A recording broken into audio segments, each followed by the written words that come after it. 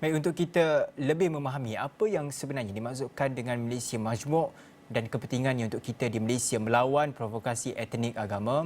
Bersama kita di dalam talian Ketua Pegawai Eksekutif Institusi Strategi dan Kepimpinan Asia Asli, Encik Daniel Rahman di dalam talian. Mungkin Encik Daniel boleh kongsikan sebenarnya apa makna sebenar perasaan rahmah dalam konteks kehidupan masyarakat dan sebenarnya kenapa ia penting dalam kita nak memupuk keharmonian dan kesatuan dalam masyarakat yang pelbagai etnik dan agama. Selamat tengah hari Zaid. Pertama sekali terima kasih atas jemputan ini. Jadi saya nak mulakan dengan satu peringatan bahawa Malaysia ni kerana kita merupakan satu negara Melayu Islam majoriti, kita harus kembali kepada asas iaitu apa yang disebut di dalam Al-Quran, ya, surah Al-Hujurat ayat 13 mengatakan bahawa sesungguhnya kami telah menciptakan kamu dari lelaki dan perempuan dan kami telah menjadikan kamu berbagai bangsa dan bersuku puak supaya kamu berkenal-kenalan dan beramah mesra antara satu dan sama lain. Jadi ayat ini menunjukkan kepentingan, ya, beramah mesra tidak kira bangsa dan latar belakang, terutamanya negara Malaysia yang majmuk dan muhibah seperti kami. Dan apakah itu maksud rahmah, ya? Rahmah ini adalah satu kataan yang merangkumi fahaman iaitu belas kasihan dan kasih sayang antara manusia dan persekitaran. Kalau saya berkongsi semalam, saya bercakap dengan seorang kawan di Instagram, ya, yang berbangsa Cina, dan beliau meluahkan rasa bahawa beliau bimbang kerana tidak memahami adakah sesuatu yang mereka lakukan itu mungkin menjadi sensitif. Dan saya telah menjawab kepada dia bahawa majoriti rakyat Malaysia sebenarnya sangat mengamalkan rasa memahami atas satu sama lain, dan juga di sinilah pentingnya pendidikan atau memahami bahawa sensitif-sensitif kaum adalah berbeza. Dan ia adalah peranan kita sebagai rakyat Malaysia untuk mengambil iktibar ini untuk memahami dan belajar tentang satu sama lain.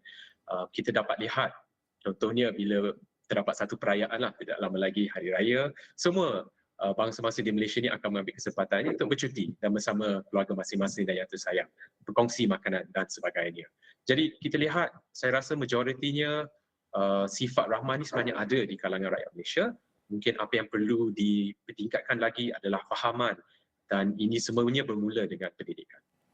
Baik, selain pemahaman Encik Daniel, kita tahu konsep rahmah ini sering kali kita guna sekarang.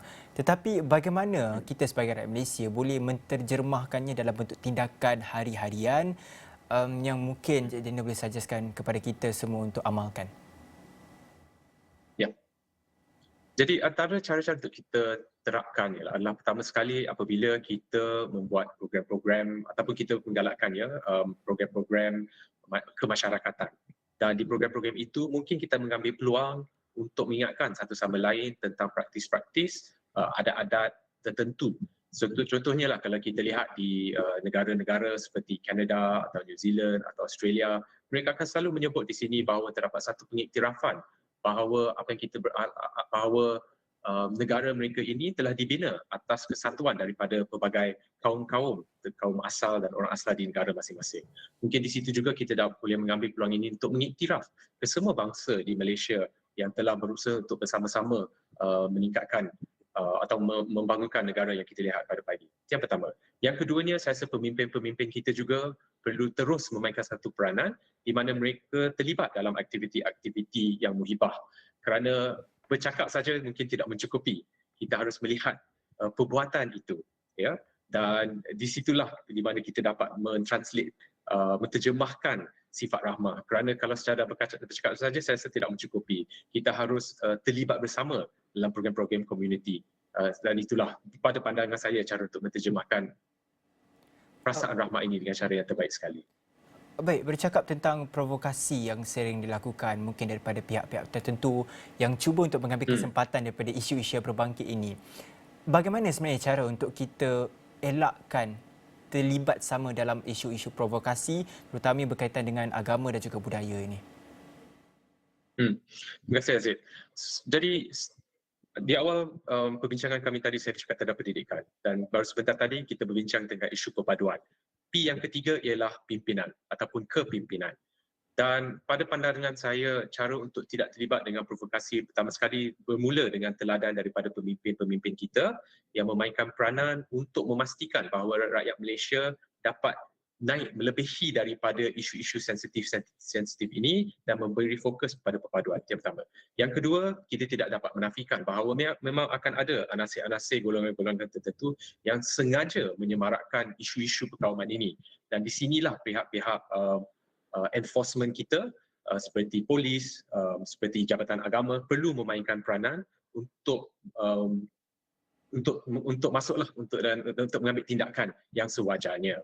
Tetapi pimpinan tindakan ini juga harus akhirnya datang sekali dengan satu persefahaman bahawa isu-isu ini adalah isu-isu minoriti. Maksud saya ialah majoriti rakyat Malaysia merupakan golongan yang sayang kepada perpaduan, yang sayang kepada keamanan, yang sayang antara satu sama lain.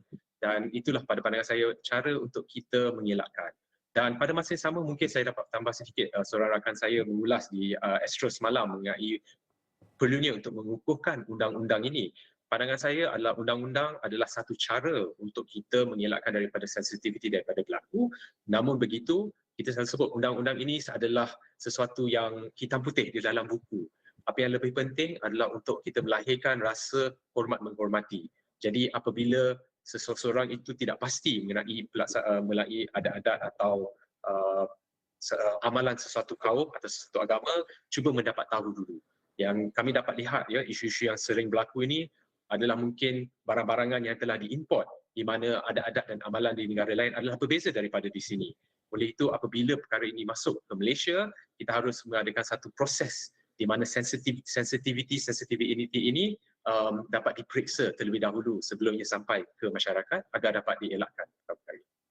Baik, berbaki mungkin beberapa 1 minit terakhir ini mungkin Cik Dan boleh kongsikan kita ingin memasuki musim perayaan yang majoriti rakyat Malaysia akan menyambutnya. Mungkin boleh nasihatkan kepada orang awam supaya tidak menimbulkan perkara-perkara yang boleh untuk mengganggu-gugat ketenteraman yang sebenarnya kita sudah ada. Ya, terima kasih Aziz. Rasa itu satu soalan yang sangat penting lah. Pertama sekali, semoga semua selamatlah perjalanan kembali ya, ke kampung masing-masing. Yang keduanya, jika ada peluang jemputlah kawan-kawan sama ada beragama Islam, bukan Islam dan pelbagai bangsa untuk ke rumah untuk agar dapat makan bersama-sama.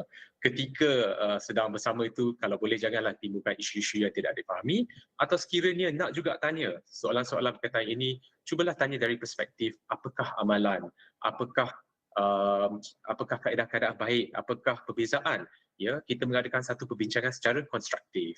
Pada masa yang sama dalam musim perayaan ini juga, mana-mana WhatsApp yang datang yang tak pasti kesahihan tu, kalau boleh jangan share. Sesungguhnya saya rasa kita perlulah memastikan bahawa hashtag Maaf Zahir Batin 365 ni diterapkan pada setiap masa. Dan pada musim perayaan seterusnya, kita juga mengamalkan benda yang sama.